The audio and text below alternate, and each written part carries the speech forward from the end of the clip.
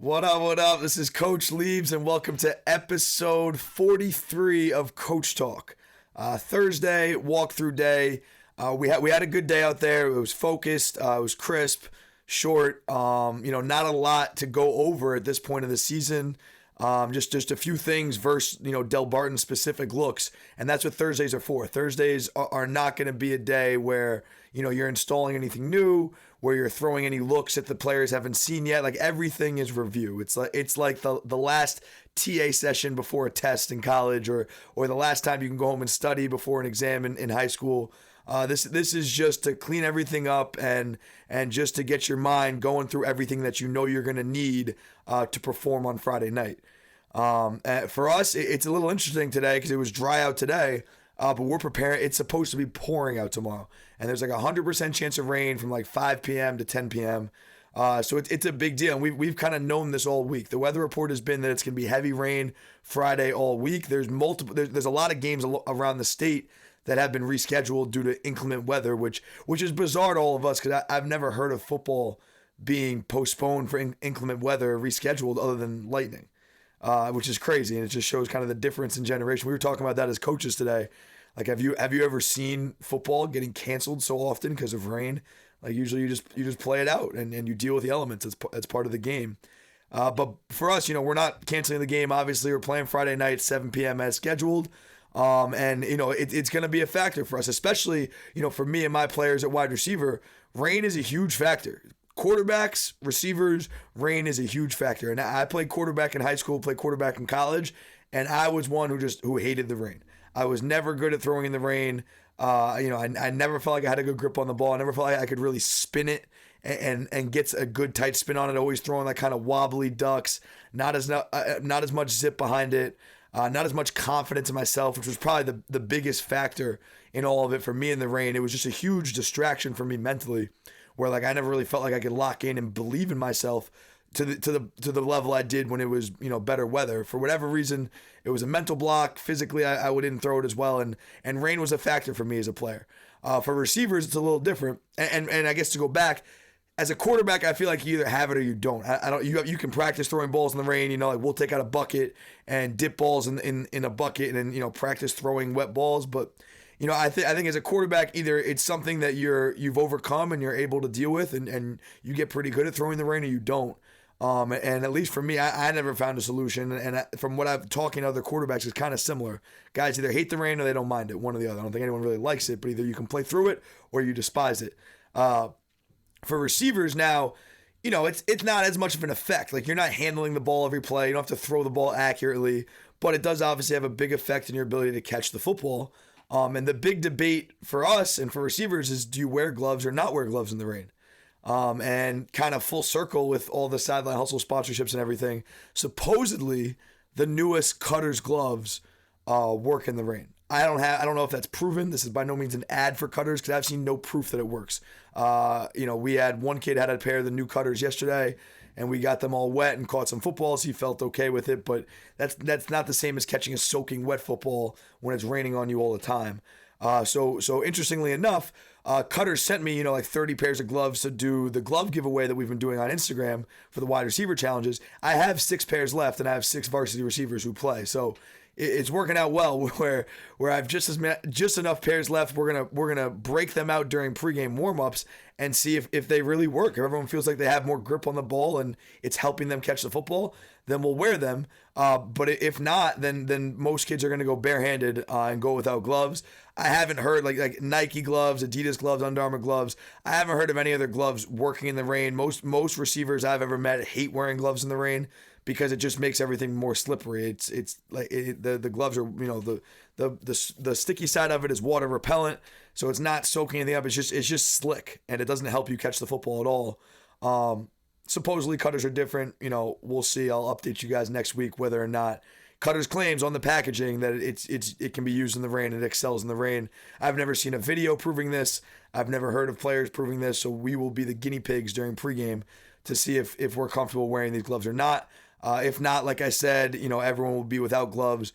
But the big thing, and something I've been preaching all week, really for the last 2 weeks, the bye week as well, is you really got to be great with your eyes at receiver when it's wet. Because the minute you kind of look before you catch the ball, maybe when it's dry, the ball still sticks to your hands and you make the catch. But if your eyes aren't exaggerated and you're not extremely focused on attaching your eyes to the football in the rain, you're going to drop some balls. We played at Gonzaga earlier in the season, week 2, lost 37-7. It was a wet, rainy day that day. And we dropped 2 balls like that. We dropped 2 balls. One was like a body ball. It was kind of behind him. He should have caught it. I don't think that had anything to do with the rain. But the other one, was an inside slant. And the kid told me that he was like, oh, I hate catching wet balls. So he didn't have his hands out front. He flipped his hands to like basket catch it when he shouldn't have. And ended up dropping the ball. And it was similar to me at quarterback. It was a mental block for him. I don't think physically the ball was too wet to catch.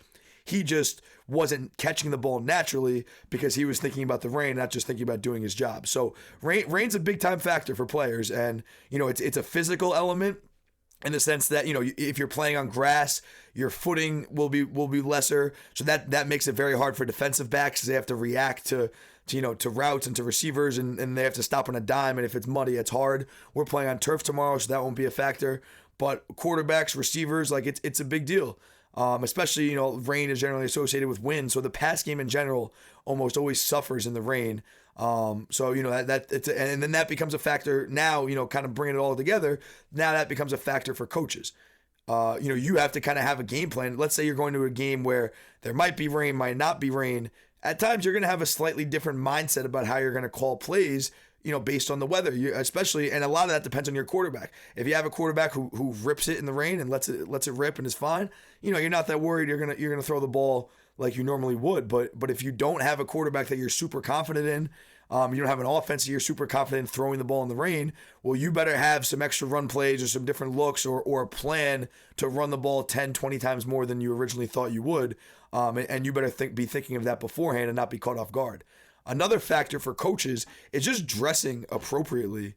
And this kind of goes back to the coaches fashion episode. But when it's rain, like tomorrow's going to be like 38 degrees and rainy. So for me, the last thing I can allow to happen is to underdress and let the weather be a distraction for me during the game. Like I can't at any point catch myself being low energy or catch myself, shivering and not coaching the guys and not locked into the game because I was foolish enough not to wear enough layers. Like you need to dress extra as a coach when it's bad weather. I don't believe there's any such thing as like being tough, in weather as a coach to try to prove something or try to screw that. Make sure that you're warm, make sure that you're comfortable so that you can give these kids everything and be totally locked into the game. That's essential. So it's something for me where, I've been blessed that at my previous coaching stops, we've gotten a lot of great rain gear. I have these Nike boots, these Nike rain boots that I got at Rutgers that are incredible. I'll be able to wear those on the sideline. Got these great rain-proof pants from Wesleyan.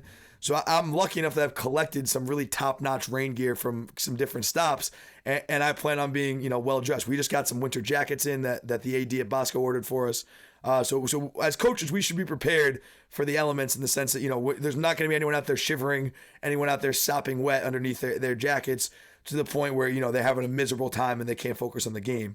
But it is interesting. We as coaches need to prepare for the rain the same way that players do. And it's just a different process of getting your mind mentally ready, whether it's a coach, figuring out what plays he wants to call and kind of coming up with a different game plan, or if you're a player, just blocking out the rain and accepting the fact that rain is going to be there and talking to yourself constantly the days before about how it's not going to be a factor, visualizing yourself catching the ball in the rain, making great throws in the rain. And then, that all that stuff is proven to help you, help you when the rain is there and you got to make a throw or make a catch. Does that mean it'll be 100%? No. Will we drop some balls? Is there a chance we'll drop some balls Friday night or miss some throws? All those things, sure, like that's a part of playing in the rain. But I'll be damned if we finish this game and we're using the rain as an excuse as players or coaches. So it's a big deal for us. It's something we're well prepared for. And we got to go out there despite any elements. They got to deal with the elements too. We got to go put on our best performance and rock and earn to live another day. Because like I told you, it's nut cutting time right now, and we ain't allowed to make mistakes because one mistake could cost us this season. And we've worked way too hard for our season to end right now. And a video one of my players showed us yesterday. We didn't come this far to come this far.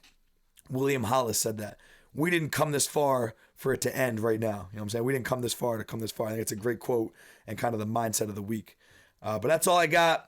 Coach Liebs, episode 43 of Coach Talk. I'll see you guys tomorrow. Peace.